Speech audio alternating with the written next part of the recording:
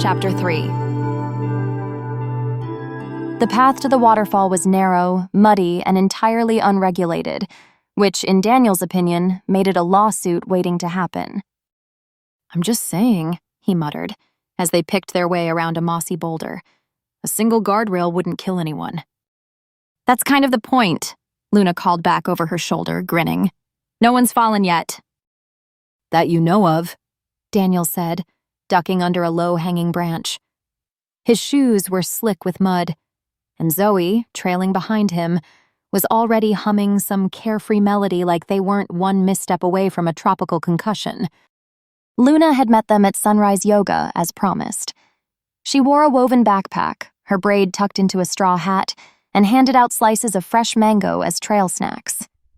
Daniel had taken his silently, trying not to look too obviously at the sunlit sheen on her collarbones.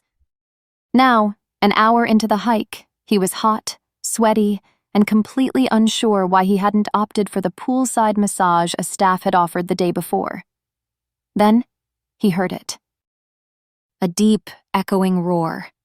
Somewhere between a storm and a symphony. The waterfall.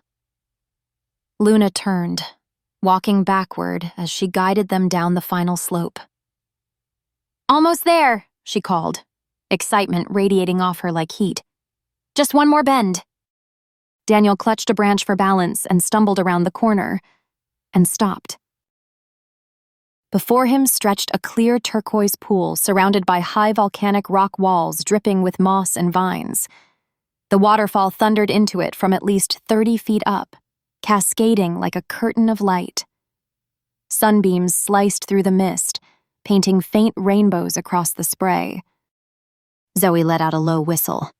"Okay, this was worth the mud." Luna beamed, kicking off her sandals and stepping barefoot to the edge of the rocks. "Who's first?" Daniel blinked. "First?" "To jump." He followed her gaze.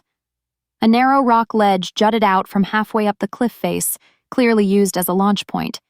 It looked terrifying, and slightly illegal. "Oh, hell no." "Come on," Luna coaxed. "It's tradition. Cleansing, rejuvenating. It's a public drowning." She laughed and started climbing the stone steps carved into the cliffside. "Watch me."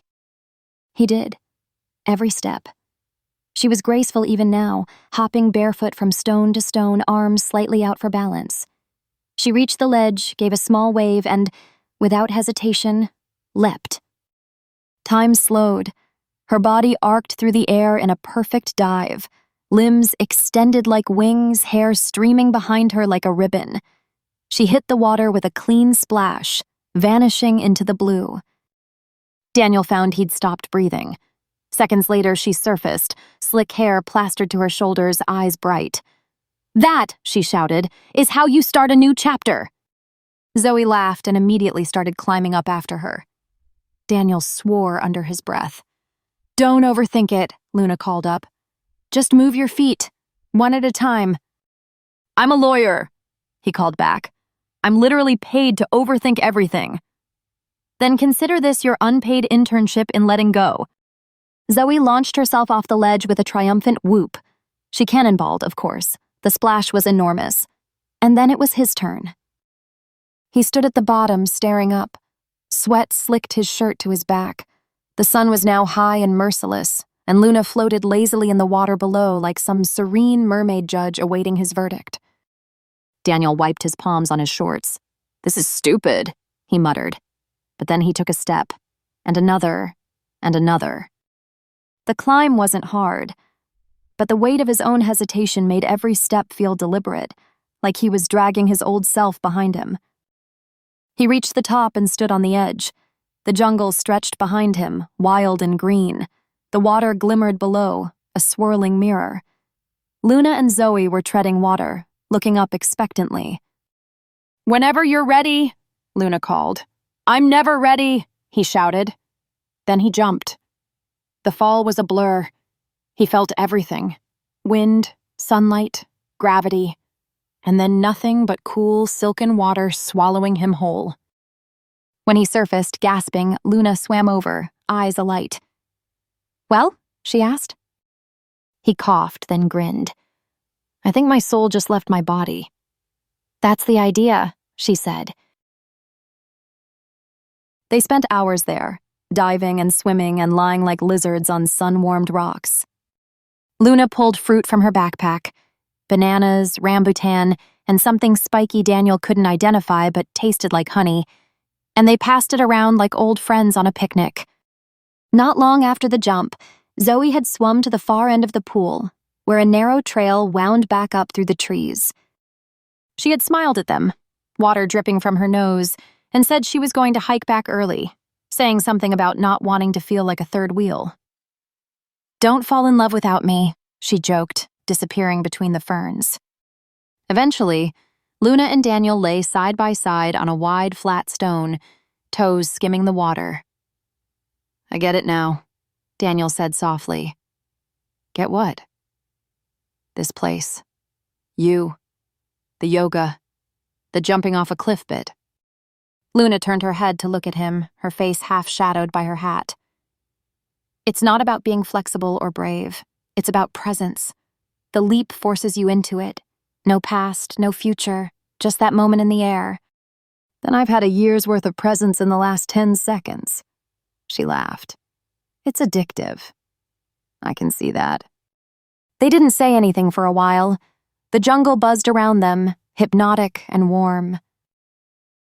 I used to live like you, Luna said after a while. Deadlines, apartment towers, constant phone buzz. I thought stillness meant failure. Daniel glanced at her. And now? Now stillness is the goal. He hesitated. Don't you ever miss it? The city? Sometimes. The chaos, the bagels. She grinned. But then I remember I traded it for sunsets and sanity. He nodded slowly. I'm not sure I'd know what to do with sanity. You'd figure it out. They were quiet again, but this time it felt full instead of empty. Eventually, Luna sat up, brushing hair from her face. You know, she said, eyes dancing, you're not nearly as cranky as you pretend. Don't let that get around. Too late. They smiled at each other, something unspoken settling between them. Something new. Something just beginning. That evening, back at the resort, Daniel stood on his balcony, beer in hand, the jungle humming below. The waterfall was miles behind them now, but the feeling of the leap stayed with him. Zoe knocked once, then opened the sliding door. You okay? She asked. He nodded. Better than okay. She leaned on the railing next to him. You jumped. I did. You talked to her. I did. She nudged him. You like her. He took a long sip. Maybe.